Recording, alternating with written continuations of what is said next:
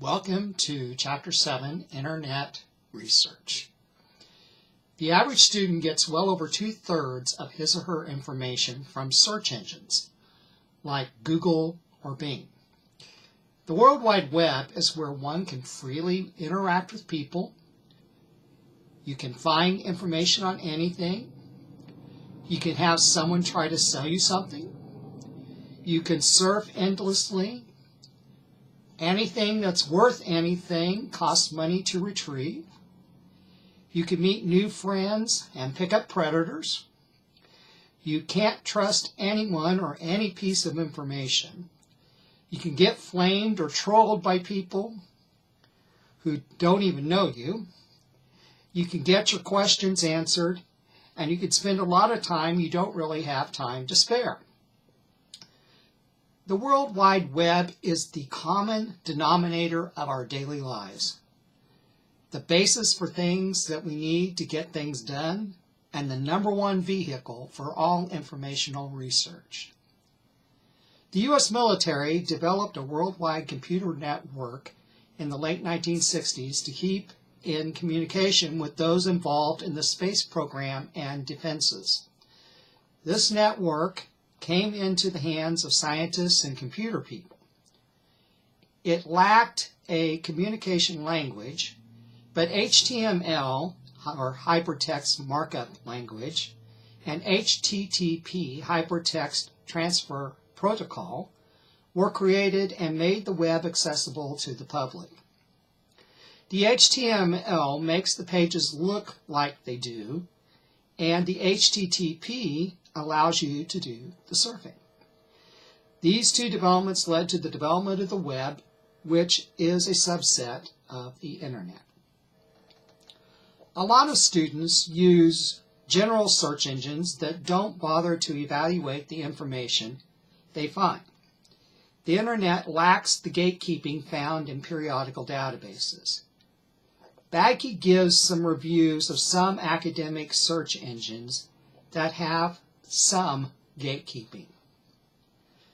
Google Scholar is an increasingly significant player in the academic world. It is not really a part of the Google general search engine. It is devoted to scholarly literature.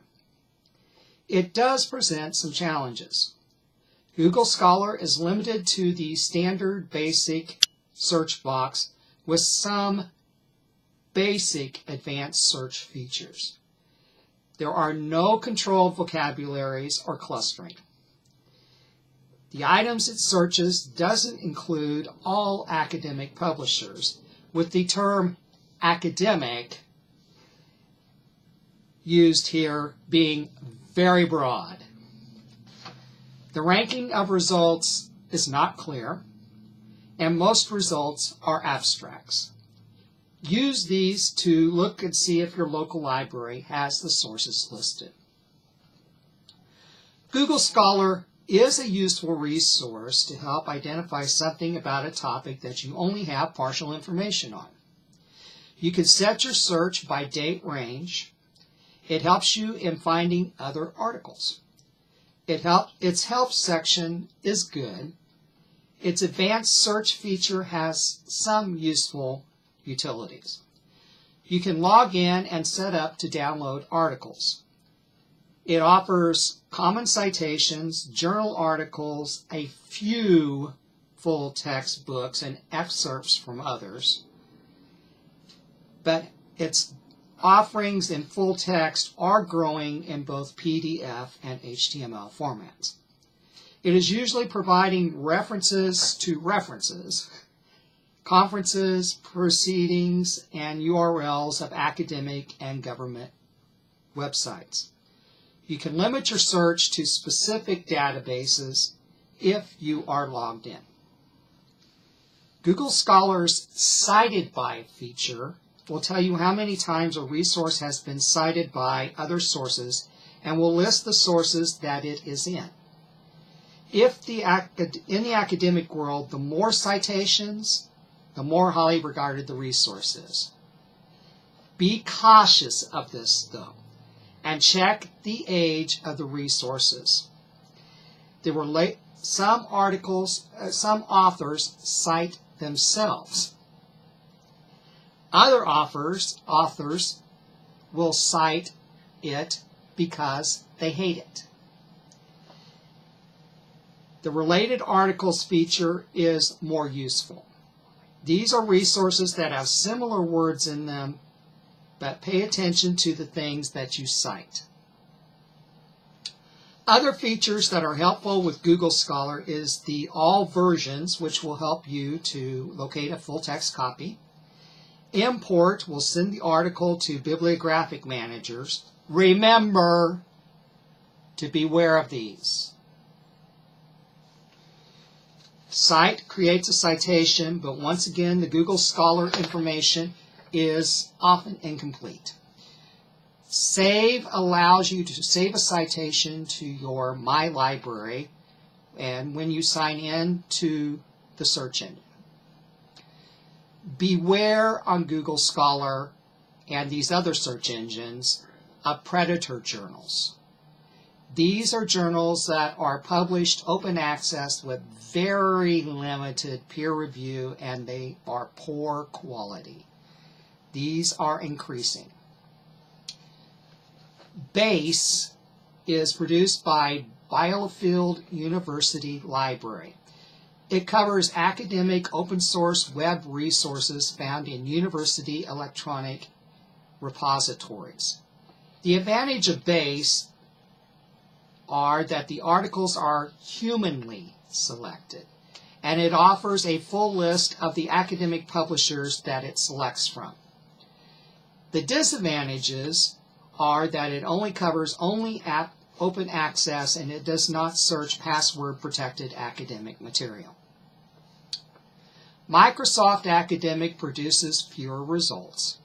It has a sophisticated set of limiters including author, journal, conference, date, and DOI. It allows researchers to correct errors, and it provides profile pages for authors. CiteSeerX is a search engine for open access academic scientific information with more than 2 million scholarly articles. You can break down details of the articles into lists so that you can see what sources each article cites and which articles have cited that article. It has numerous sort features. The citation history helps you see how the resource has expanded knowledge and creates a history of the development of the topic. You might want to copy the list of these resources for later reference. More will emerge. This move is being fueled by the open access movement. None of the free online academic databases do searches as well as do commercial academic databases. The level of sophistication is low. However, you may not have access to the commercial databases, and these will get you where you're going. So what about the rest of the world, those that want to search Google and the other general search engines? Badke offers some advice for using keyword searching. The most common internet research is searching for a website's URL.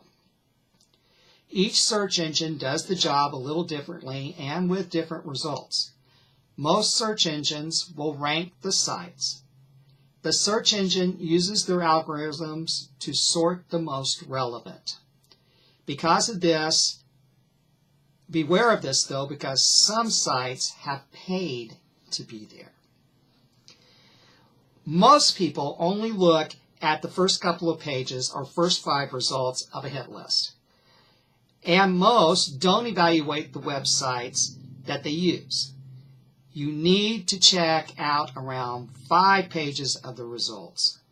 There are some options of creating effective searches. Remember that search engines automatically craft an AND search. Use quotation marks to nest words. An OR is usually required for an OR search, but make sure to type it in capital letters. Not is usually indicated as a dash in front of a word. Finally, most search engines do not have truncation capabilities. You could probably get by with just Google, but it's a good idea to use a few other search engines too. Each search engine creates its own index of the internet, so other search engines may have other sites. The quality varies among the search engines. Remember that you are the gatekeeper. Evaluation is very important. Most professors will not accept websites unless you can prove that they are reputable. Google is the biggest index of the internet. It consistently does the best job of locating information. Some key features of Google offers are keyword search terms, form an and search, and keeps the words close together in a search. PageRank prioritizes your results with the most relevant ones being in the first 20 results. Google will also list your location. The search engine allows you to toggle among the various formats, all, image, etc., for results. Search tools allow you to limit your search by time range, language, and the region your results to come from, where you want your results to come from. And limit your search to only recently updated websites.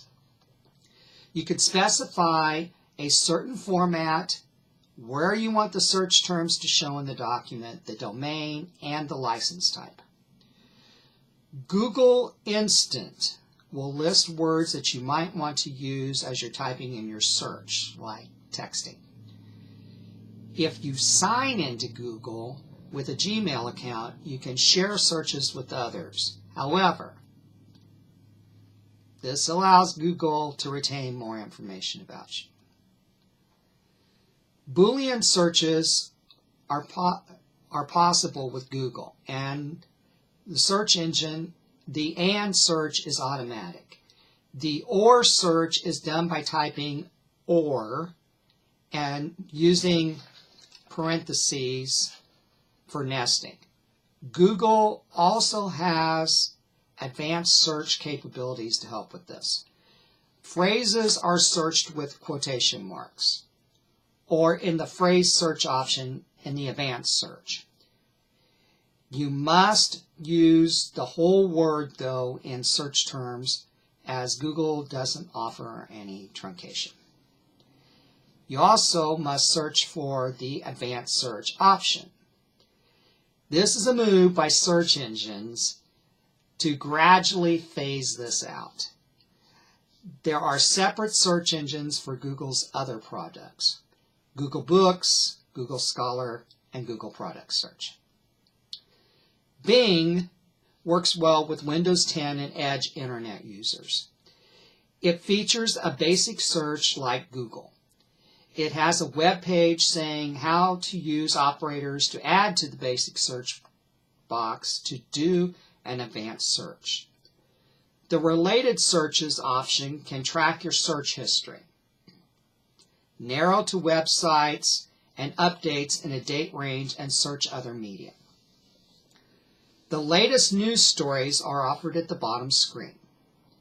Bing's image and video search results are much better than Google. Yahoo Search uses Bing as the search engine and has an advanced search option available. Ask.com is built on the Teoma search engine and is a bare bones search engine.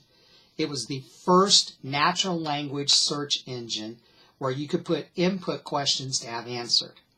It provides news stories that are related to your search and answers to common questions about your topic. Personalization is an option that is offered by most search engines, and it occurs when you log into the search engine. It is the ability of a search engine to track your preferences and provide you with personalized results. Excuse me. Different people will have different results because of their location and their search history, which Google and other search engines collect over time. They say it is helping you, but others to better meet your preferences, but others see it as a chance to focus ads. You can turn off some options for personalization.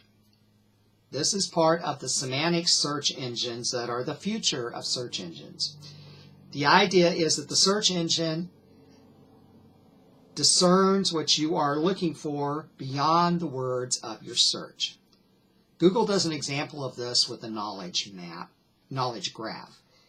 It provides information related to a search that you've done and put it to the right of your results.